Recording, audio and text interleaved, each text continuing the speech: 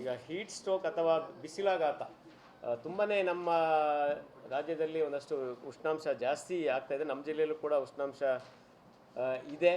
ಭಾಳ ಸರಳವಾಗಿ ಹೇಳುವಂಥದ್ದಾದರೆ ಈಗ ಟೈಟ್ ಆಗಿರೋ ಉಡುಪನ್ನು ಧರಿಸಬಾರ್ದು. ಬಿಸಿಲಿಗೆ ಹೋಗೋದಕ್ಕಿಂತ ಮೊದಲು ಛತ್ರಿ ಇಟ್ಕೊಳ್ಬೇಕು, ಸಾಕಷ್ಟು ಶುದ್ಧ ಕುಡಿಯೋ ನೀರನ್ನು ಇಟ್ಕೊಳ್ಬೇಕು, ಟೋಪಿಯನ್ನು ಬಳಸಬೇಕು.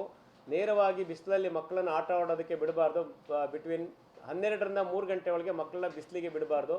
ವಯೋವೃದ್ಧರು, ಗರ್ಭಿಣಿಯರು, ಬಾಣಂತಿಯರು ಹಾಗೂ ತೀವ್ರ ಕಾಯಿಲೆ ಇರುವಂಥವರು ನೇರವಾಗಿ ಬಿಸಿಲಿಗೆ ಬರೋದು ಅಷ್ಟು ಸೂಕ್ತ ಅಲ್ಲ. ಡಿಹೈಡ್ರೇಷನ್ ಕೂಡ ಆಗೋದ್ರಿಂದ ಯಥೇಚ್ಛವಾಗಿ ಪಾನೀಯಗಳನ್ನು ಬಳಸೋದು ಒಳ್ಳೆಯದು. ವಿಶೇಷವಾಗಿ ಎಳನೀರು ಅಥವಾ ಬೊಂಡ ಇರ್ಬೋದು, ಮನೆಯಲ್ಲಿ ಮಾಡಿದಂಥ ಜ್ಯೂಸ್ ಪಾನೀಯ ಇರ್ಬೋದು ಅಥವಾ ಮಜ್ಜಿಗೆ ಇರ್ಬೋದು, ಇಂಥವುಗಳನ್ನು ಬಳಸಬೇಕೇ ವಿನಃ ಯಾರೂ ಕೂಡ ಕಾರ್ಬೊನೇಟೆಡ್ ಡ್ರಿಂಕ್ಸ್ ಅಂತ ಏನಿರ್ತಾನೆ ಹೆಸರು ಹೇಳೋಕ್ಕೆ ಹೋಗಲ್ಲ. ಕಾರ್ಬೊನೇಟೆಡ್ ಡ್ರಿಂಕ್ಸ್ ಏನಿದೆ ಅದನ್ನು ಬಳಸದೇ ಇರೋದು ಒಳ್ಳೆಯದು. ಇದರಿಂದ ಆರೋಗ್ಯಕ್ಕೆ ಹಾನಿಕಾರನೇ ಹೊರತು ಅನುಕೂಲ ಖಂಡಿತ ಆಗೋದಿಲ್ಲ. ಹಾಗೂ ಸಾಧ್ಯವಾದಷ್ಟು ಲೂಸ್ ಫಿಟ್ಟಿಂಗ್ ಹಾಕುವಂಥ ಬಟ್ಟೆಗಳನ್ನು ಹಾಕುವಂಥದ್ದು, ಛತ್ರಿಗಳನ್ನು ಬಳಸಿ ಏನೇ ಕೆಲಸ ಮಾಡುವಂಥದ್ದಿದ್ದರೂ ಸ್ವಲ್ಪ ಬೆಳಿಗ್ಗೆ ಅರ್ಲಿ ಮಾರ್ನಿಂಗ್ ಅಥವಾ ಲೇಟ್ ಈವ್ನಿಂಗ್ 4 ಗಂಟೆ ಮೇಲೆ ಮಾಡುವಂಥದ್ದು ಒಳ್ಳೆಯದು.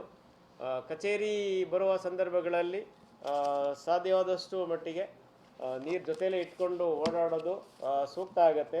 ಮಕ್ಕಳಿಗೆ ಈಗ ಒಂದು ವೇಳೆ ಏನಾದರೂ ಅತಿ ಬಿಸಿಲಿನಿಂದ ಏನಾದರೂ ಸಮಸ್ಯೆ ಆದಲ್ಲಿ ಸ್ನಾಯು ಸೆಳೆತ ಇರ್ಬೋದು, ಜ್ವರ, ಮೈ ಬಿಸಿ ಆಗ್ಬೋದು, ಚಡಪಡಿಕೆ ಇರ್ಬೋದು, ಕೆಲವು ಟೈಮ್ ಪ್ರಜ್ಞೆ ತಪ್ಪೋ ಸಂದರ್ಭ ಇರೋದರಿಂದ ಈ ಸಂದರ್ಭಗಳಲ್ಲಿ ಮಕ್ಕಳನ್ನು ಅತಿ ಎಚ್ಚರಿಕೆಯಿಂದ ಇಟ್ಕೊಂಡು ಮಕ್ಕಳಿನ ಆರೋಗ್ಯವನ್ನು ಕಾಪಾಡುವಂಥದ್ದು ಸೂಕ್ತ ಅಂಥೇಳಿ ನಾನು. ಕಡಲ ತೀರ ಆಗಿರೋದ್ರಿಂದ ಹ್ಯುಮಿಡಿಟಿ ಅಥವಾ ತೇವಾಂಶ ಜಾಸ್ತಿ ಆಗಿರೋದ್ರಿಂದ ಸೆಕೆ ಜಾಸ್ತಿ ಇದ್ದೇ ಇರುತ್ತೆ.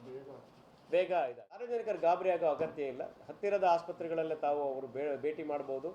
ವೈದ್ಯರು ತಮ್ಮ ಹತ್ತಿರದ ವೈದ್ಯರನ್ನು ಭೇಟಿ ಮಾಡಿ ಅಗತ್ಯ ಸಲಹೆ ಸೂಚನೆಗಳು ಪಡೆಯೋದು ಒಳ್ಳೆಯದು.